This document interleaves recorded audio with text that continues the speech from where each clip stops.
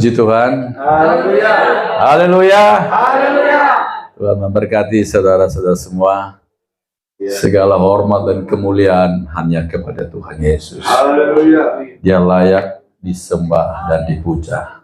Amin. Saya bahagia bersama saudara hari ini menikmati Tuhan bersama-sama. Amin. Amin. Rasa Tuhan baik kepada saudara semua. Haleluya. Tuhan baik. Haleluya. Haleluya. Puji Tuhan, saudara.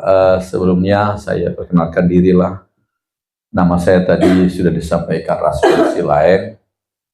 Kalau ada di belakangnya itu Silaen udah dari Sumatera Utara lah itu. Haleluya.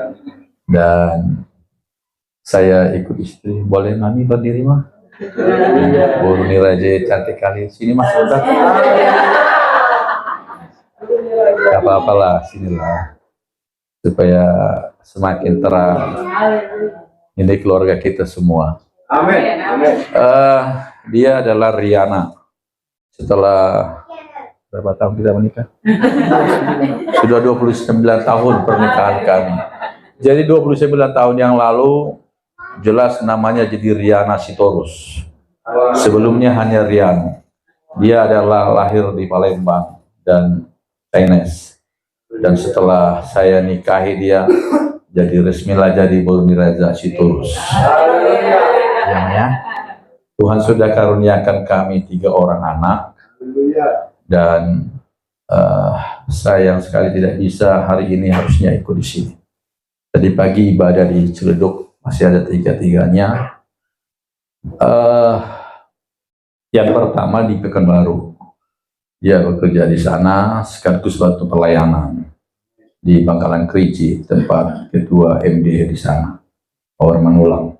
Dan yang kedua perempuan, namanya tadi yang pertama, Ansael Ananda Silaen. Yang kedua perempuan Tabita Marcella Silaen. Dan yang ketiga Gabriel Teguh Silaen. Yang kedua, inilah alasan kami ada di Jakarta ini. Karena anak perempuan kedua ini ikut tes CPNS pada tahun yang lalu di kantor Menteri Agama. Lulusannya SP, agribisnis, tapi ikut tes oleh anugerah Tuhan, loloslah dia seleksi itu. Dan tanggal 5 kemarin pelantikan dan penyerahan SK di kantor Menteri Agama di Tamrin. Inilah yang menghantar kami boleh kumpul dengan anak-anak. Doakanlah supaya dia jadi berkat di Jakarta ini.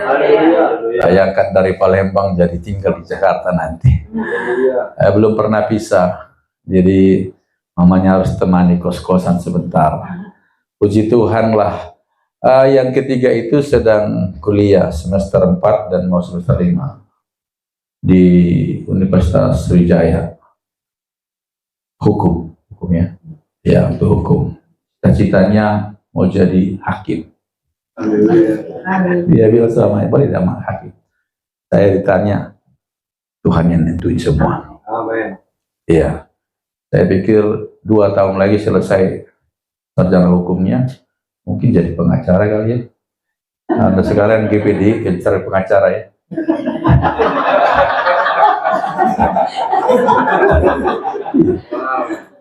Dia hakim. Doakanlah supaya Tuhan berkati semua dalam pelayanan. Ada mau disampaikan?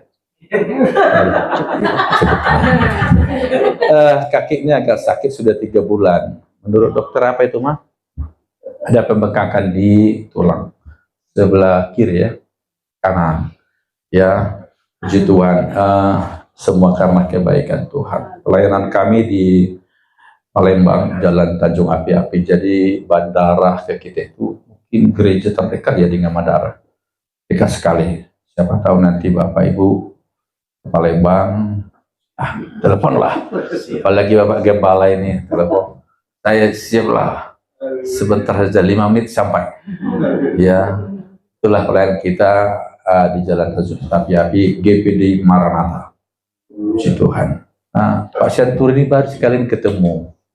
Saya direkomendasi oleh adik saya. Saya nanti kemungkinan tanggal 8 ada di Jakarta. Jadi, karena kita ibadah. Saya pilihan saya pertama memang dia. tapi berhubung jam 8 jadi bisa kejar ke tempat.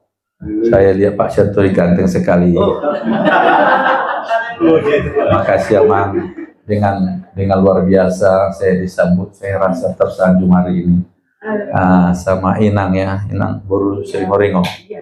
Wah, emang rasa emang ada Bapak ya, memberkati untuk sambutan yang luar biasa ini. Apalagi ya, bantu saya nanti ingatkan ya kalau lupa. Dia suka ingatkan saya. Puji Tuhan, saudara-saudara, inilah pelayanan kami di sana. Jarang-jarang yang kami keluar, ya kami jaga pos terus. Tapi hari ini karena anak-anak ini harus sama-sama semua. Saya beberapa hari ini juga dikomplain terus karena selalu sama keluarga. Kapan kita sama, kapan sama. Jadi selain mengantar dia untuk acara pelantikannya, kami kesempatan ketemu sama keluarga-keluarga. Saya pernah jadi ketua marga Silayan di Palembang. Jadi untuk adat marga itu aktif saya. Jadi banyak organisasi yang saya ikutin itu membuat pusing saya. Ada ormas lagi lebih kencang, namanya Pemuda Batak Bersatu. Saya di Dewan Pimpinan Daerah, pusing juga, keras permainan itu. Tapi semua saya melihat bahwa saya jadi memiliki ada ribuan jemaat yang saya pimpin di PBB itu. Bayangkan itu. Anggota PBB yang merah-merah itu, saya kan melayani mereka. Luar biasa itu. Puji Tuhan. Dan anugerah Tuhan, saya dipercaya juga di organisasi kita di Sumsel jadi Waka 1. Wakil Ketua MD. Tinggi kan pangkatnya kan? Saya pernah bersidang ke sini, ke Jakarta ini. Mewakili Sumsel. Pusing juga saya. Nah, saudara-saudara anugerah Tuhan, saya titip kepada gembala. Siapa tahu ada anggota kita ke sini calling saya. Siapa ini? Minta sama saya pendapat tentang itu. Ada 240 gembala di Sumsel itu. Siapa tahu ada yang nyasar tidak jelas, kasih tahu. Biar saya langsung kasih rekomendasi benar apa tidak. Saya sudah paham, ya. Jadi aku tahu ada banyak teman-teman saya suka keliuran. Ya, nggak jelas. Saya tidak suka itu. Kalau saya bicara ada suka, tidak boleh begitu. Kita hidup karena anugerah Tuhan. Ya. Itu jelas, sama anak-anak saya begitu juga. Saya tegas dalam hal itu, tidak boleh dimanipulasi. Ini pekerjaan Tuhan. Hari ini mungkin gembala berat memberi mimbar ini kepada saya karena ketepatan ini hari Pentakosta ya. Kami harus terhenti Pak malam ke-6 belum ya, stop doa 10 malam. Karena tiba-tiba informasi ini, informasi dari kementerian itu. Jadi nanti setelah kami pulang lanjut lagi malam ke-6 sampai ke-10. Dan janjiku sama jemaah, ada 20 orang yang setiap malam hadir berdoa bersama-sama. Tapi karena ini, saya sudah diwati-wati dari awal. Kalau ini berita datang, maka kami segera. Setelah pelantikan P3K kan CPNS-nya. Jadi harus berangkatlah. Jadi nanti Pak setelah pulang ini kami lanjut lagi 10 malam. Jadi hari Pentakostannya agak terlambat kami merayaan. Haleluya. Orang-orangnya Tuhan dipermuliakan. Amin. Jangan khawatirlah. Kita bersama Roh Kudus melakukan sesuatu yang luar biasa. Saya bangga dengan saudara-saudara ambil bagian dalam doa itu. Saya bilang kepada hamba Tuhan sekalian, ini wajib. Siapa yang tidak doa? Tidak ada yang mau sembunyi semua. Ada yang nggak mau. Kekuatan kita ada di sini. Haleluya. Ya, karena kekuatan Roh Kudus. Haleluya. Cukup? Amin. Haleluya.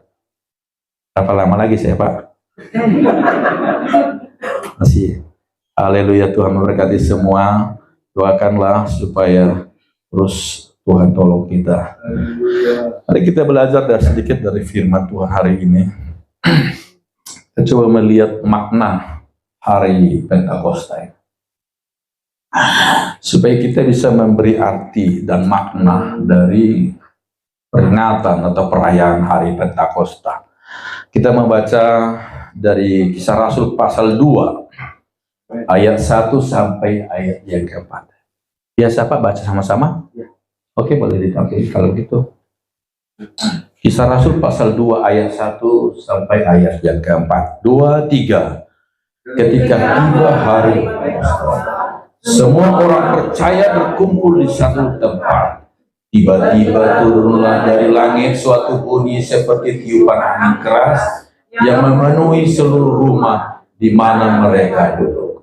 Dan tampaklah kepada mereka lidah-lidah seperti nyala api yang bertebaran, dan hingga pada mereka masing-masing. Maka penuhlah mereka dengan Roh Kudus. Lalu mereka mulai berkata-kata dalam bahasa-bahasa lain, seperti yang diberikan Roh kepada mereka untuk mengatakannya. Katakan amin. Amin. Puji Tuhan. Saudara, hari Pentakosta atau hari Pentakosta adalah salah satu hari raya bagi bangsa Israel yang dirayakan oleh kita juga, yang dirayakan oleh umat Kristen. Peringatan ini, saudara, dilaksanakan setelah hari kenaikan Yesus Kristus ke surga. Ini merupakan rangkaian perayaan Paskah. Hari Pentakosta merupakan perayaan 10 hari setelah kenaikan Yesus ke surga. Nah, saudara, dengan Roh Kudus sebagaimana yang dijelaskan dalam bacaan Kisah Rasul pasal 2 dalam bacaan kita. Nah, saudara, Pentakosta ini berasal dari bahasa Yunani Pentekoste, yang berarti hari ke-50. Ini dia. Dan saudara, Pentakosta dirayakan pada 10 hari sesudah kenaikan Yesus. Itulah genap pada 50 hari setelah Minggu Paskah. Jadi hari ini pas hari ke-50. Itulah yang dirayakan Pentakosta. Nah, saudaraku, orang percaya merayakan hari Pentakosta untuk memperingati turunnya Roh Kudus kepada murid-muridnya di loteng Yerusalem. Hari Pentakosta ini menjadi momen pencurahan Roh Kudus, sekaligus sebagai menandakan dimulainya kehidupan gereja sebagai tubuh yang berfungsi. Lihat, kita menemukan fungsi kita, fungsi gereja setelah Roh Kudus dicurahkan. Saudara mungkin sudah pelajari selama 10 malam ini, kalau ada disampaikan renungan, maka apa pekerjaannya di dunia ini, apa pekerjaannya di dalam kita, pekerjaan Roh Kudus di tengah-tengah gereja. Dan setelah pekerjaan Roh Kudus itu melakukan sesuatu yang luar biasa. Nah, kita lihat pertama, makna dari Pentakosta bagi orang percaya adalah memberikan kelahiran baru. Katakan memberikan kelahiran baru. Ini yang pertama. Memaknai Pentakosta memberikan kelahiran baru. Arti kelahiran baru ini berarti, saudara-saudara, seseorang yang mengalami perubahan hati dan hidup secara rohani karena percaya kepada Yesus. Dilahirkan kembali. Peristiwa Pentakosta dimulai dengan turunnya angin sebagai tanda pertama, dan hari ini menjadi wujud turunnya Roh Kudus dengan kekuatan dan kuasa yang luar biasa. Roh Kudus datang untuk menginsapkan, menyadarkan dunia dari dosa. Itu dalam Yohanes pasal 16 ayat 8. Dan kalau ia datang, itu Roh Kudus, ia akan menginsapkan dunia akan dosa, kebenaran, dan penghakiman. Roh Kudus memberikan kehidupan baru atau kelahiran baru secara rohani bagi gereja. Jadi Pentakosta yang pertama memberi makna memberikan kelahiran baru. Katakan lahir baru. Ini dia. Saudaraku, saya pengalaman pertama penuh dengan Roh Kudus. Saya dibanting-banting. Dan itu di sekolah kita. Dari dulu saya ini kepengen jadi tentara. Jadi waktu di SMA saya lulus SMA tahun 87 di Aceh.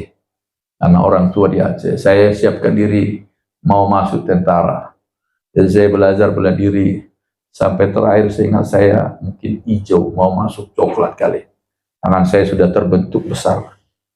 Sudah siap berlaga.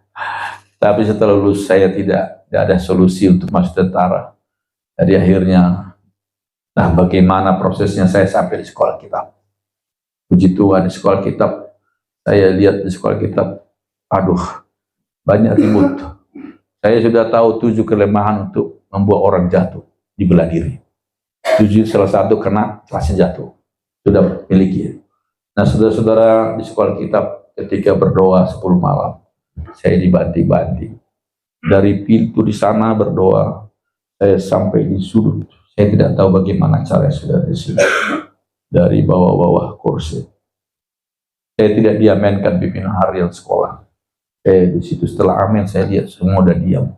Saya terakhir. Tapi nikmatnya setelah itu saya tenang. Saya tidak mau lagi keluar dari sekolah. Saya mau cabut. Itu pengalaman saya. Lalu ada yang menafsirkan, oh kehidupan Anda dulu keras, jadi saya harus dilembutkan dengan cara itu. Ini karya Roh Kudus. Dan inilah yang membuat saya ada bertahan sampai sekarang. Haleluya, amin. Saya menyadari karena kekuatan inilah. Saya menyadari karena kemampuan inilah. Memberikan saya lahir baru. Jadi bukan aku lagi yang hidup, melainkan Kristus yang hidup di dalam aku. Amin. Ini yang memampukannya, saudara-saudaraku yang dikasihi Tuhan. Nah, jika kita melihat saudara-saudara kehadiran Roh Kudus bagi orang percaya, kehadiran Roh Kudus bagi kita, bagi gereja, dia membawa perubahan yang baru.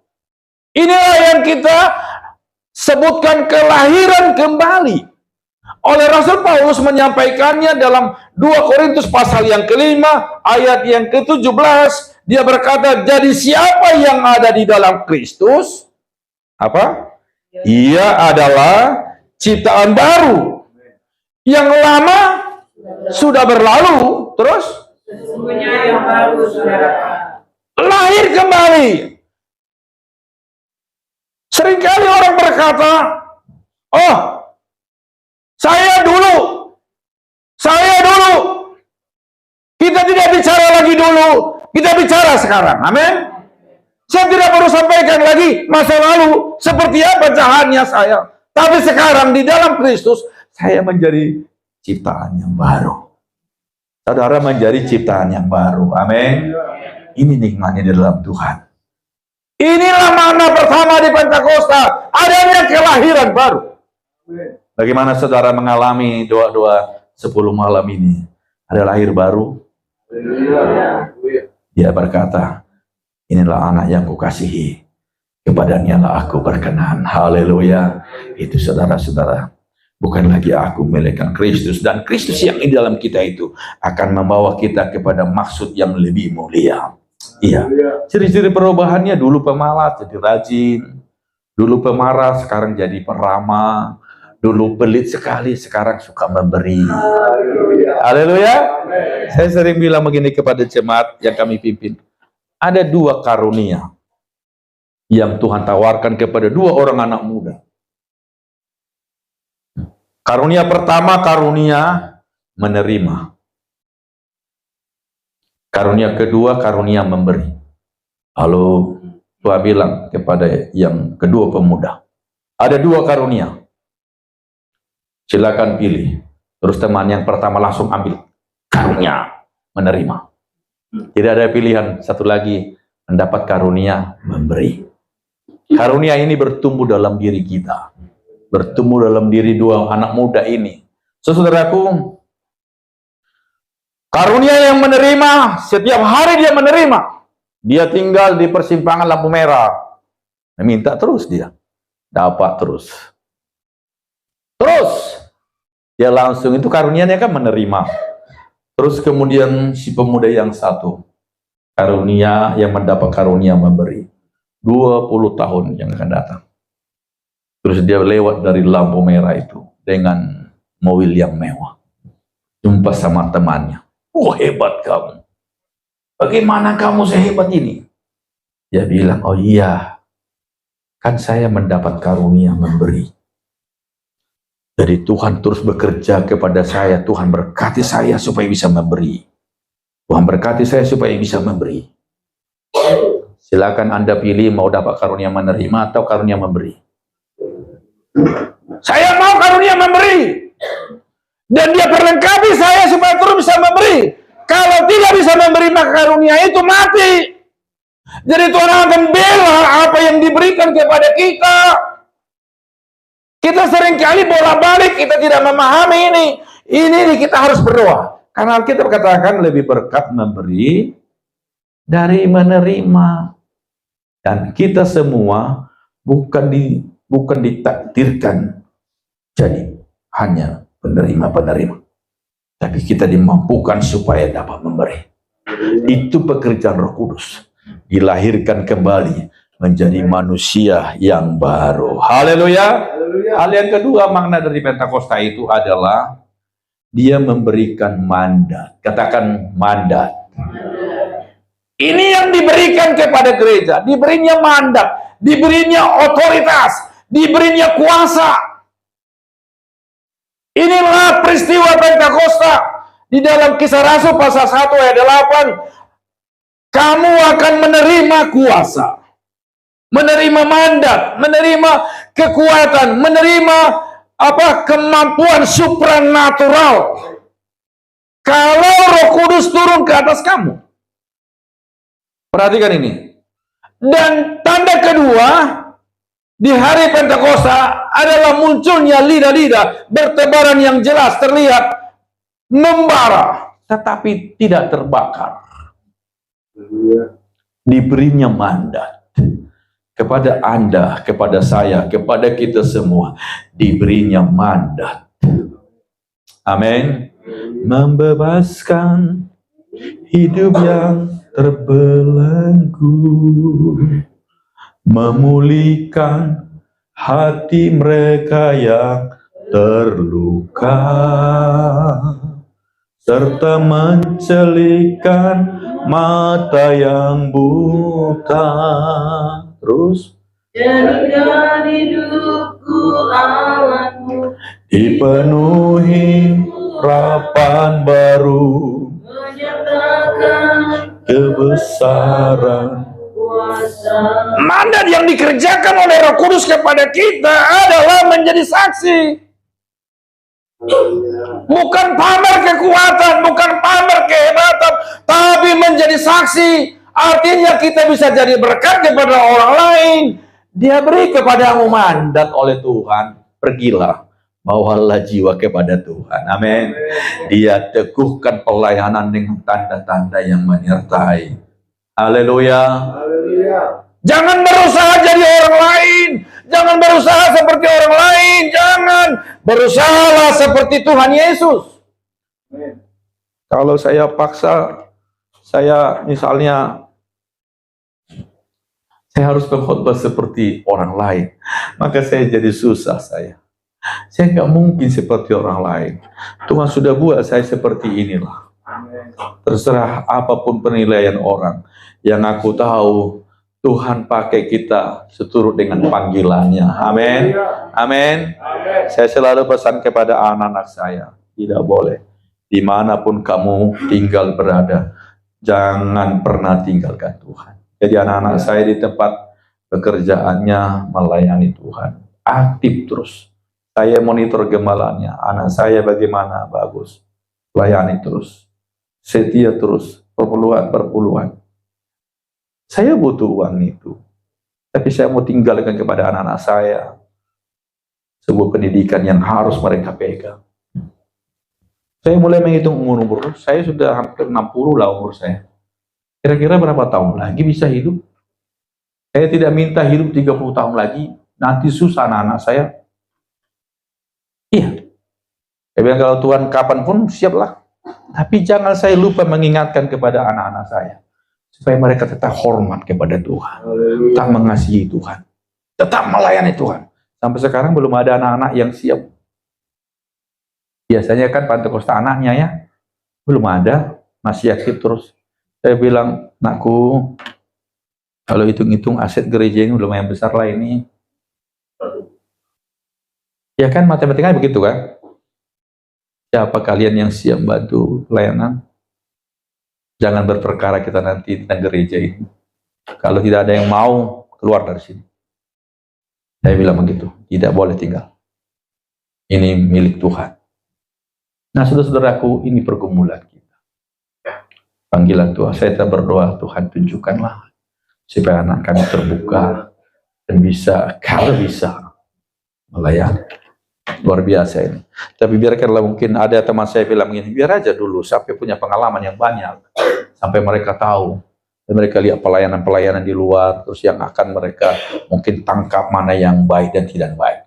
Saya selalu pesan sama anak saya, ingat ya Bapak di GPDI, jangan juga nanti kalian bawa dari gereja mana. Saya udah anti, kalau kamu pergi ke sana silakan. Yang pertama bilang, anak saya pertama itu, Pak ada pelayanan di sini, saya jam 4 sore minggu, boleh tak saya sama teman saya? Saya bilang, jam 4 kita ke rumah Bapak Udaku, ke rumah Opung. Itu pendeta Advent itu, musuhku itu Bapak Uda itu. Kita ke sana. Iya Pak? Iya, ketemu Opung kita. Semua ketemu Opung dulu. Bapak mau hormat Opung. Saya pesan begitu, nggak boleh. Udah kunjungi adik-adikku, kunjungi toko, udah jalan. Puji Tuhan. Saudaraku, saya tinggalkan. Saya tidak bisa lari dari Batakku ini. Tetaplah Batakku. Gak mungkin jadi suku lain. Saya asli Tulen Batak lah. Bapakku si lain, mamaku si Torus, opoku si Torus. Ya dapat lagi baru Torus. Anak-anak saya, kalau kamu dapat jadi si Torus nanti anakmu, istrimu. Kalau dari suku lain, si Torus juga. Harus sih. Harus. Tapi prosesnya bagus. Gak apa-apa. Nah saudaraku, Roh Kudus memberikan kita mandat. Diberinya kepadamu kuasa. Diberinya kepadamu kemampuan melakukan hal-hal yang tidak mampu kita lakukan. Dia berikan kesanggupan kepada kita. Saudaraku, Rasul Petrus itu saudara-saudara, ia diberikan Allah kemampuan, kecakapan, kesanggupan untuk memberikan pertanggungjawaban dalam sidang pembelaan atas ancaman kepadanya. Itu terdapat dalam Kisah Rasul pasal 4 di ayat 7 dan ayat 8. Lihat di sana dikatakan begini, lalu Petrus dan Yohanes dihadapkan kepada sidang itu dan mulai diperiksa dengan pertanyaan ini, dengan kuasa manakah? Atau dalam nama siapakah kamu bertindak demikian itu? Maka jawab Petrus, penuh dengan Roh Kudus. Haleluya. Penuh dengan Roh Kudus. Luar biasa sekali. Betapa hebat kita yang tidak ada apa-apanya, tapi dimampukan melakukan perkara-perkara besar. Jemaat Tuhan yang saya kasihi, seperti apapun posisi Anda hari ini, percayalah, inilah makna Pentakosta itu, memberi kepadamu kemampuan. Amin. Jangan selalu berkata lagi, aku lemah. Tapi lihat, justru dalam kelemahanlah kuasa Tuhan dinyatakan. Dia sanggupkan kita melakukan semua. Ada tanda-tanda yang akan meneguhkan pelayanan kita. Di dalam Injil Mazmur katakan, kalau kamu minum racun maut, tidak akan dicelakai. Kalau kamu pegang ular, tidak akan mengapa-ngapain kamu. Kamu akan mengusir setan demi namaku. Mereka akan berbicara dalam bahasa-bahasa lain, bahasa yang baru. Mereka akan memegang ular, dan sekalipun mereka minum racun maut, mereka tidak akan mendapat celaka. Ini tanda-tanda yang menyertai kita, menyertai gereja, menyertai pelayanan ini. Amin. Posisikanlah dirimu sebagai orang yang telah menerima mandat hari ini. Haleluya. Kita telah diberikan, dan ini adalah kepercayaan dari Tuhan. Dia tahu kita tidak kuat, sehingga diberikan kepada kita kuasa. Kalau Roh Kudus turun ke atas kamu, kamu akan menerima mandat. Amin. Amin. Kalau ada di antara saudara minggu ini yang sudah menerima kelahiran baru, maka berbahagialah Anda. Berbahagialah. Kepadamu ada otoritas Tuhan yang akan lakukan perkara-perkara besar. Numpahkan tangan atas orang sakit menjadi sembuh. Haleluya. Haleluya. Saya berdoa supaya jemaat ini boleh bertumbuh, berkembang, dan kuasa Tuhan menyertai saudara semua. Amin. Kuasa Tuhan memampukan saudara, kuasa Tuhan memberkati saudara. Tempat ibadah ini akan terlalu sesak nanti karena banyak orang yang datang. Ada kuasa yang bekerja. Kami selalu berdoa. Saya dengar istri saya, ibu kembali selalu berdoa, Tuhan, ini setiap hari ada ribuan orang lalu lalang dari depan ini. Biarlah ada mereka menemukan sesuatu dari gereja ini. Ada sesuatu yang keluar dari tempat ini yang bisa dia orang. Dan itu ada doa di dalamnya, ada penyembahan, ada sesuatu yang orang nampak berbeda. Dan ini adalah karya dari roh itu. Dia memperlengkapi, saudara. Iya. Dulu tahun berapa ya saya? Tahun 91 sampai 92. Nggak ada sepeda pun di depan gereja itu. Baru-baru, nggak ada sepeda pun parkir. Masih hutan-hutan. Sekarang saudara, saya bilang tadi sama adik saya, masalah kami sekarang parkirnya. Maksimal 14 bisa di depan gereja parkir. Kalau salah parkir mobilnya, tidak muat yang lain. Udah di pinggir jalan. Dulu setapak aja pun kita berdoa, Tuhan, tidak apa-apalah. Sekarang, aduh, Tuhan karyakan dengan luar biasa. Iya, ini anugerah dari Tuhan, saudara-saudara. Saya bangga sekali melayani Tuhan. Iya, bermacam-macam jiwa yang kita dapatkan. Luar biasa. Banyak ngajak saya harus begini.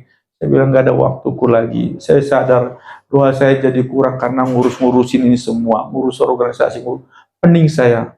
Saya pikir nggak ada apa-apanya bagi saya. Haruslah pelayanan inilah yang paling utama bagiku. Bukan itu. Hanya sampai sekarang yang telepon terus dari Jakarta ini. Jadi ketua API katanya. Udah dari tahun lalu. Nggak bisa saya. Dari Lampung diutus. Nggak bisa saya. Terus dibujuk-bujukin. Saya bilang nggak bisa. Saya sudah atur susun semua lengkap. Tapi untuk ketuanya nggak ada. Terus saya angkat yang sekretarisnya. Dia bilang kalau om nggak mau jadi ketua, mundur semua. Nah, saya bilang kamu jadi, aku janji mendampingi kamu. Kamu ketua. Nggak ada. Sampai sekarang nggak terjadi.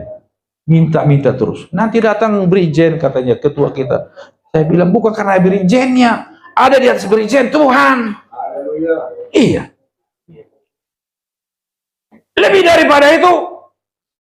Nah, saya tidak mungkin memaksakan diri saya untuk hal-hal itu. Saya tahu panggilan saya di sini. Panggilan saya di sini. Saya tahu ini yang paling penting. Ada anak-anakku, ini jemaat anak-anak saya yang harus saya jaga, yang harus saya bimbing, yang harus saya layani terus. Saya nggak bisa sebut namanya. Saya bisa sebut kalau doa disebutnya keluarga ini, Tuhan, keluarga ini. Saya dengarin disebutnya. Saya nggak bisa sebut itu, tapi dia sebutkan berkeluarga ini Tuhan. Terus satu-satu disebut semua. Tuhan, saya nggak bisa hafal. Mungkin lebih 40 lah ya, lebih 40. Lebih kurang lah jemaat itu disebutnya semua. Haleluya. Kami bangga sekali. Baik Tuhan. Kalau dalam jumlah itu tuh sudah kasih, saya semakin yakin sekali sama Tuhan. Saya semakin yakin sekali. Iya. Saya lihat anak-anak saya dukung kami pelayanan. Terus Tuhan kasih mereka yang baik-baik. Aduh, saya makin bangga. Saya makin bangga. Iya. Puji Tuhan. Saya bangga lagi hari ini saya ada di sini. Inilah saya Pak Syanturi. Dan mungkin saya jadi silayan yang lain. Memang inilah silayan. Ya Mang ya. Puji Tuhan. Hal ketiga, makna dari Pentakosta itu adalah menyatukan orang percaya, mempersatukan. Katakan mempersatukan. Haleluya. Pekerjaan atau karya Roh Kudus di hari Pentakosta itu adalah mempersatukan. Kalau dia bekerja, maka dia mempersatukan. Dia berkata begini dalam ayat 1 Korintus pasal 12 ayat 13. Sebab dalam satu roh kita semua, baik orang Yahudi maupun orang Yunani, baik budak maupun orang merdeka, telah dibaptis menjadi satu tubuh, dan kita semua diberi minum dari satu roh. Hari Pentakosta, saudara-saudara, murid-murid dengan suku, bangsa, dan bahasa yang berbeda, semua dibaptis Roh Kudus. Mereka umat dari segala bangsa, dari segala bahasa, dipersatukan oleh Roh Kudus. Jadi karya Roh Kudus kepada gereja dan kepada kita orang percaya adalah mempersatukan. Walaupun kita dari latar belakang yang berbeda. Haleluya. Haleluya. Ya, dari berbeda-beda. Sangat sulit. Saya juga nggak bisa lah. Ada orang katanya bisa belajar berbahasa roh. Susah saya menafsiri. Bagaimana kita belajar berbahasa roh? Nggak bisa lah. Ayo kita sama-sama bela. Nggak ada lah. Mana ada belajar bahasa roh? Karena Tuhan sendiri yang beri kepada kita bahasa-bahasa baru. Amin. Dia berikan kepada kita bahasa-bahasa baru. Bukan dipelajari kata-katanya. Itu dia. Saya kalau rapat banyak teman saya berbahasa. Bahasa apa aku bilangnya selalu ya? Berbahasa roh bilang. Nggak ngerti saya.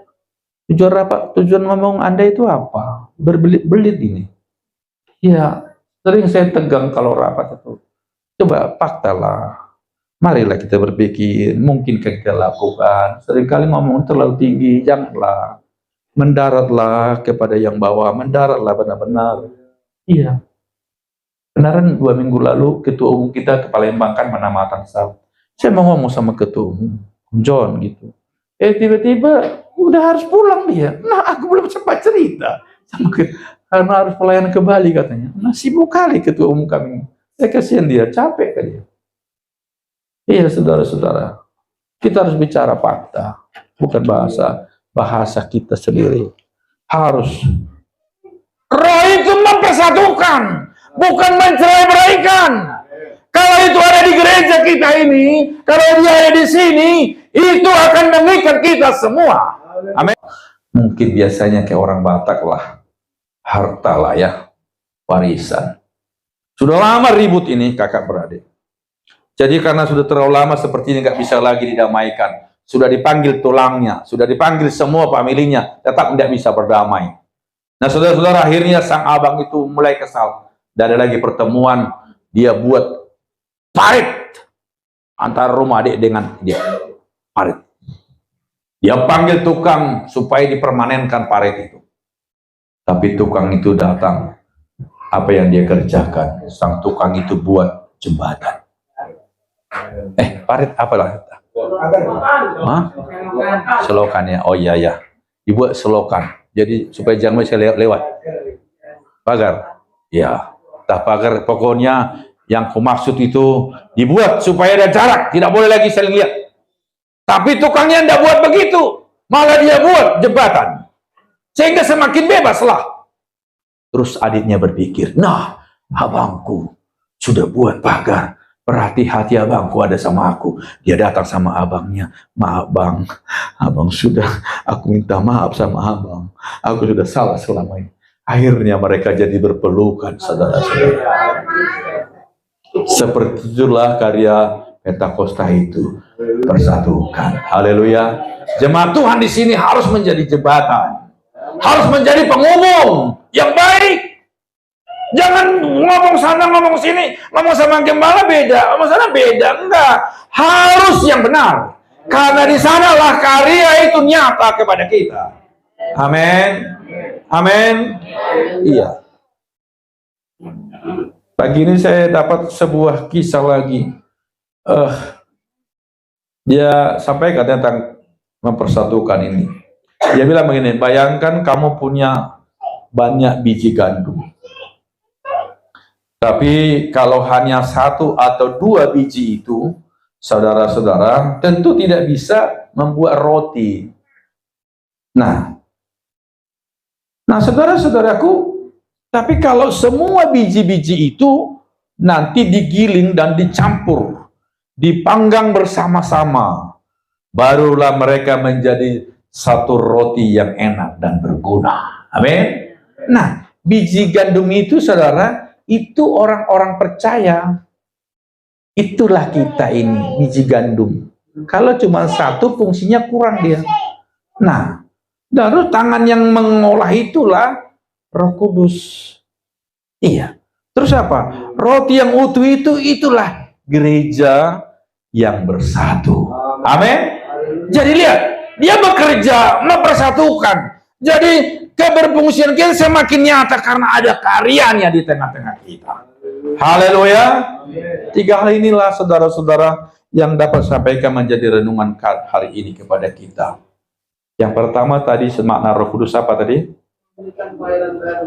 Haleluya, lahir baru. Amin. Akan nampak nanti dari senyumannya. Oh, ini lahir baru ini. Saya lihat banyak yang lahir baru di sini, banyak senyumnya. Walau saya satu-satu aja ngomongnya. Yang kedua apa? Diberikan kuasa. Ada kuasa ya. Tapi harus benar kita ya. Ingat kisah anak-anak Sikewa itu? Anak Imam Sikewa ada 7 ya? 7? Iya. Terus mereka apa itu? Mengusir setan. Diusirnya setan. Ini anak-anak Imam Sikewa ini tidak benar ini. Dia merasa dapat mandat. Anak pendeta ini jahat ini. Saya ingat jadi anak imam siapa ya? Hopni. Iya, iya kan? Jahat juga ya? Iya. Nah, anak-anak imam siapa tadi? Sikewa itu, dia usir roh jahat demi nama Yesus. Terus setan itu bilang, Yesus aku kenal. Paulus aku tahu, tapi kamu siapa? Harus pada posisi yang benar. Haleluya. Benar. Saya tiap hari mabok, minum tua terus, ribut terus saya khotbah di sini. Aduh. Saya bilang kapan saya mulai jatuh, kau lihat, racuni saya. Jangan sampai anak saya kena. Jangan pelihara saya. Jadi gunanya. Nah, saudara-saudara yang dikasihi Tuhan, harus posisi yang benar. Maka Tuhan akan meneguhkan pelayanan itu. Amin. Amin. Dia meneguhkan. Khotbah itu tidak merubah orang. Merubah. Saudara kalau dengar khotbah baik, buka YouTube dengan khotbah baik. Tapi adakah terjadi kepada Anda sesuatu? Kita bertatap muka ini, saudara-saudara. Saya harap kesaksian saya bisa menjadi berkat kepada saudara. Saya harap apa yang disampaikan menjadi berkat. Saya tidak bicara mulai mengarang cerita saya. Tidak. Dan inilah saya. Ada saksi saya sini. Kali saya setuju kalau anak-anak saya tadi ada, dia mendengar saya juga bicara. Dan berhubung jam 11 anak saya itu oleh kantornya itu harus rapat katanya jam 11. Jadi abang adiknya antarlah dia ke Tamrin itu ya, tempat kos itu. Bilang nanti jemput bapak lagi. Nah, saudara-saudaraku, saya senang anak saya supaya mereka yang pertama dengar khotbah saya. Saya mau itu, bukan orang lain. Karena saya lebih utama pikirin itu. Karena bagaimanapun mereka akan jadi, bagaimanapun mereka akan hebat, dan dia yang terus melekat kepada saya, maka saya harus bertanggung jawab. Bukan tidak tanggung jawab kepada jemaat, tanggung jawab juga. Tapi inilah yang hidup kepada saya. Saya membuat penilaian ini kepada diri saya. Demikian juga dalam pelayanan organisasi. Saya selalu bicara begitu, dan itulah saya. Nah, puji Tuhan, saudara-saudara, kita lihat tadi karya Roh Kudus. Dia memberikan lahir baru. Bukan lagi aku, melainkan Kristus yang hidup di dalam aku. Dia berikan kita kemampuan, dia teguhkan pelayanan kita dengan tanda-tanda. Kalau ada yang sakit, Tuhan pakai kita. Bukan saya, tapi tangan Tuhan. Haleluya. Dan yang terakhir, dia mempersatukan kita. Tidak tercerai-berai. Amin. Puji Tuhan, gembala ini akan dimampukannya mempersatukan semua. Persatukan semua. Banyak pikiran, tapi Tuhan oleh karyanya mempersatukan. Yang jauh akan datang, yang dekat semakin dekat. Semua bisa berbagi bersama-sama. Haleluya. Tuhan berkati kita sekalian. Inilah pesan firman yang dapat saya sampaikan hari ini, saudara-saudaraku. Sekali lagi Tuhan memberkati Bapak Gembala, memberkati Ibu Gembala, dan seluruh jemaat dan pengurus gereja ini. Jika saya berdoa bagi saudara, Bapak, kami mengucap syukur hari ini. Kami mengucap syukur. Berterima kasih Tuhan. Kami sadar bahwa kami tidak ada apa-apanya. Kami hanya manusia biasa. Kalau Engkau percayakan kami ada hari ini karena semata-mata karya. Terima kasih hari ini Kau pertemukan hamba dengan orang-orang baik di gereja ini. Terima kasih Kau pertemukan hamba dengan orang-orang yang baik di sini. Terima kasih kami bersama-sama menyembah-Mu. Biarlah perkenanan Tuhan atas penyembahan kami. Allah Roh Kudus berkarya ya. Supaya kelahiran kembali merubah sifat kami. Dan kuasa ini tidak pernah meninggalkan kami. Dan kami akan terus terikat dalam kesatuan. Menjadi penyembah-penyembah yang benar. Haleluya. Terima kasih Bapak. Terima kasih Roh Kudus. Terima kasih. Berkatilah pekerjaan-Mu di sini. Hamba telah selesai berbicara atas nama-Mu. Berkatilah pelayanan. Aku berdoa dalam nama Yesus, berkatilah. Seperti niatan baiknya, seperti kerinduannya, keterbukaan mereka kepadamu, Engkau akan lakukan sesuatu. Semua pelayan-pelayan-Mu diberkati. Terus mereka bersehati, bersatu hati, tetap bersepakat memuliakan Engkau. Jika Tuhan menghendaki, Engkau akan berkati. Tahun depan gereja ini akan lebih besar, makin nyata kemuliaan. Permuliakan nama-Mu, permuliakan nama-Mu dalam pergumulan mereka. Pakailah gembala ini melayani Engkau. Pakailah semua orang-orang ini, orang-orang yang cinta Tuhan, mereka-mereka yang cinta Tuhan. Mengasihi Tuhan. Ya Allah, sekabarama. Ya Allah, sekabarama. Jesus, ampuni kami bila mana ada keteledoran kami. Ampuni kami. Haleluya. Terima kasih Tuhan. Terima kasih.